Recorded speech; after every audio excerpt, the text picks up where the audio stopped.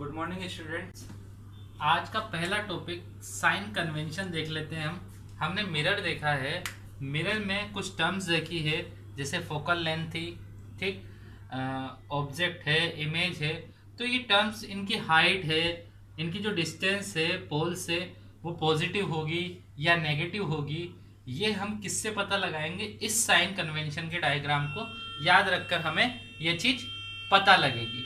Okay, जैसे अगर height upward direction में, अपवर्ड डायरेक्शन ये देखा है आपने, ये वाई एक्सिस, ये पॉजिटिव डायरेक्शन है वाई एक्सिस की, ये एक्स एक्सिस की पॉजिटिव डायरेक्शन है, ये वाई एक्सिस की नेगेटिव डायरेक्शन है, ये एक्स एक्सिस की नेगेटिव डायरेक्शन है। ओके, तो अपवर्ड में जो होगा वाई के पॉजिटिव साइड पर जो होगा वो पॉजिटिव होगा। ओके, और जो डाउनवर्ड में होगा, ठीक, ज्यादातर इमेज होगी, जो डाउनवर्ड में होगा वो नेगेटिव होगा, वो नेगेटिव होगा। ये बात पता चली आपको? वो नेगेटिव होगा। ओके, और जैसे ही इस डायरेक्शन में, इधर वाली डायरेक्शन में, अगर इस डायरेक्शन में कोई डिस्टेंस है, मीन्स ये अपना लेफ्ट है, ये अपना राइट है, इस लेफ्ट डायरेक्शन में कोई वैल्यू होगी तो वो नेगेटिव होगी। इस लेफ्ट डायरेक्शन में कोई वैल्यू होगी तो वो नेगेटिव होगी, और राइट डायरेक्शन में कोई वैल्यू होगी तो वो पॉजिटिव होगी। लेफ्ट में कोई वैल्यू होगी तो नेगेटिव होगी, पॉजिटिव होगी। बट अगर ये मिरर उस तरफ इसका फेस हो, फेस इसका उस तरफ हो, तो ये लेफ्ट चला जाएगा उधर और ये राइट आ जाएगा इधर, तो फिर इधर वाला पॉजिटिव हो जाएगा, उधर वाला नेगेटिव हो जाएगा। ये बात याद रखना। ये रे ऑफ इंसिडेंट पर डिपेंड करेगा कि डायरेक्शन ऑफ लाइट क्या है, लाइट की डायरेक्शन क्या है। तो डिस्टेंस अगर इस तरफ होगी, लेफ्ट साइड में होगी तो नेगेटिव होगी, राइट साइड में होगी तो पॉजिटिव होगी। अगर ऊपर की तरफ कोई डिस्टेंस है तो वो पॉजिटिव होगी, नीचे की तरफ कोई है तो नेगेटिव होगी। अब हमें देखना है मिरर फॉर्मूला का डेरिवेशन।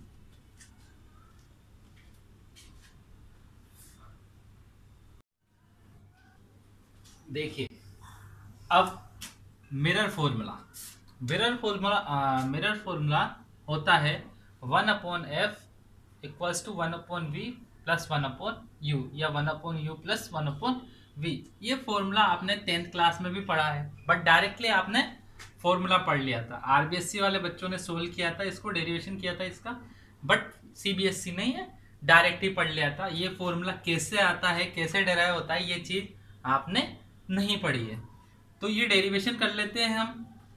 इस डेरिवेशन को धीरे धीरे ध्यान से देखना है अपन को, धीरे धीरे आराम से देखना है इस डेरिवेशन को, ठीक। अब इसमें बहुत सारे ट्राइंगल नजर आ रहे होंगे आपको, बट हमें कुछ कुछ ट्राइंगल इसमें से लेने हैं। सबसे पहले हम ट्राइंगल लेते हैं ये A dash B dash P, triangle A dash B dash P and, और ट्राइंगल लेते A B P, A B P. अब इन दोनों ट्राइंगल में देखते हैं हम कि ये एंगल भी 90 डिग्री का और एंगल ये भी 90 डिग्री का, तो angle B equals to angle B dash equals to 90 degree, ठीक। दोनों एंगल किस डिग्री के? 90 डिग्री के। ये एंगल और ये एंगल दोनों 90 डिग्री के। इसके अलावा ये एंगल और ये एंगल ऑब्वियस इक्वल होता है, क्योंकि इंसिडेंट और रिफ्लेक्टेड एंगल है। Angle I equals to angle R होता है, हम जानते हैं। तो ये दोनों एंगल भी क्या होंगे? इक्वल होंगे। तो आप यहां लिख सकते हो angle A P B equals to angle A dash P B dash, okay, by the law of reflection. Reflection के लॉ से हम इन्हें इक्वल कर सकते हैं, इन्हें इक्वल लिखा जा सकता है। ओके, अब आप ये चीज देखिए कि जब किसी भी ट्राइंगल के, किन्हीं भी दो ट्राइंगल के अगर दो एंगल इक्वल है तो वो ट्राइंगल कैसे हो जाते हैं? वो ट्राइंगल कैसे हो जाते हैं? सिमिलर।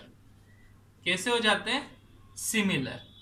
और सिमिलर ट्राइंगल की एक प्रॉपर्टी होती है कि उनकी जो कोरोस्पोंडिंग साइड्स होती है उनका रेशो इक्वल होता है, जो कोरिस्पॉन्डिंग साइड्स होती है, जो एक जैसी साइड्स होती है, उनका रेशो इक्वल होता है। जैसे ये और ये means A dash B dash upon A B equals to, अब कौन सी साइड है, ये साइड और ये side, B dash P upon B P, B dash P upon B P.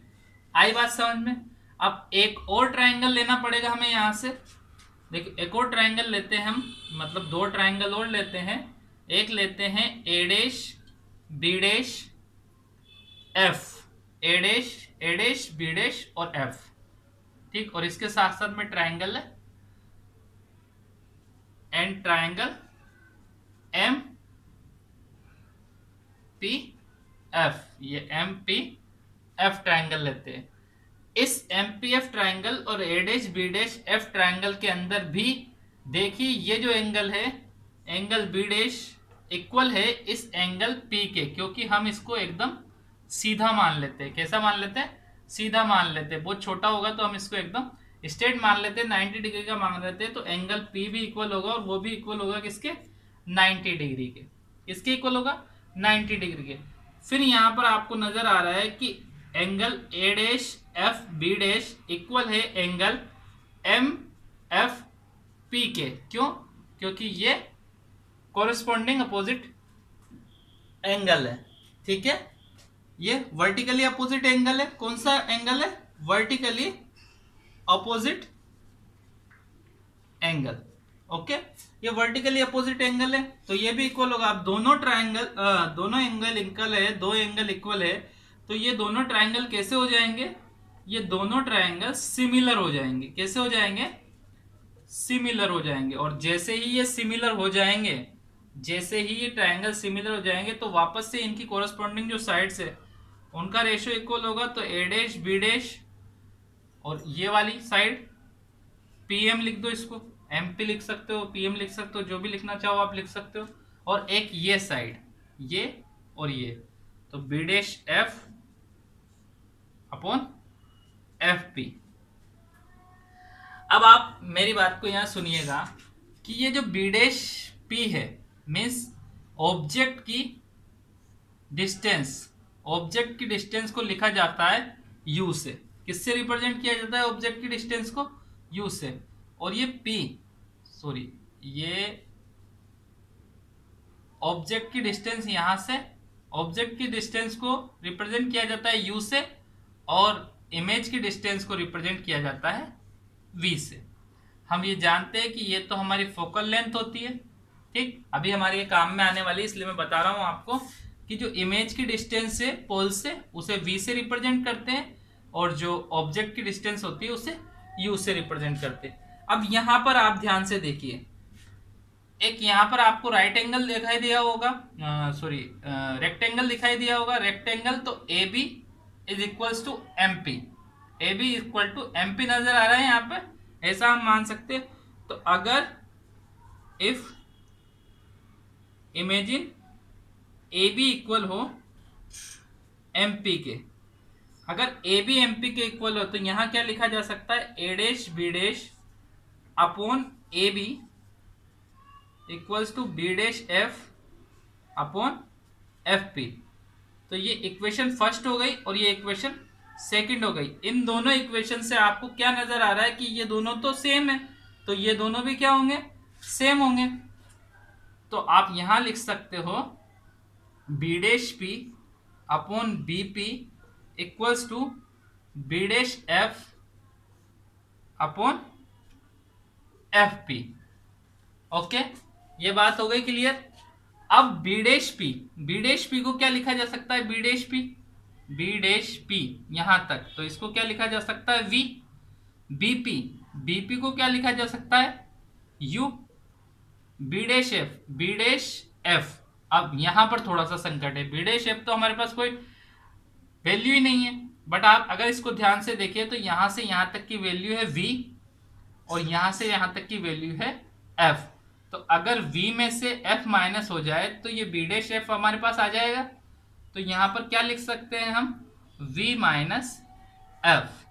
और एफ पी की वैल्यू हमें पता है क्या होती है, F.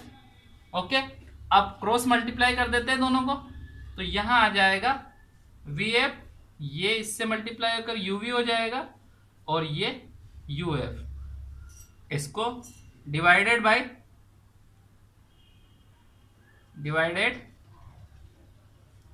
Bye you V F, you V F से डिवाइड कर दें अगर हम इस इक्वेशन को, तो यहां बचेगा हमारा 1/u, यहां बचेगा 1/f, और यहां बचेगा 1/v। अब इसी चीज को अगर आप इस तरफ लेकर आ जाओगे तो 1/f equals to 1/v plus 1/u, ये आपका मिरर फॉर्मूला आ जाएगा, ये आपका मिरर फॉर्मूला आ जाएगा। 1/f is equals to 1/v plus 1/u। Okay, हो गया। तो ये मिरर फॉर्मूला का डेफिनेशन था, जिसमें हमने पहले triangle A dash B dash P and triangle B A B P को सिमिलर किया, कुछ रेशियो आया, फिर उसके बाद में A dash B dash F को लिया और ट्राइंगल एम पी एफ दोनों को सिमिलर किया, आगे चल के हमने डेरिवेशन को कंप्लीट किया। ठीक, ओके, थैंक यू।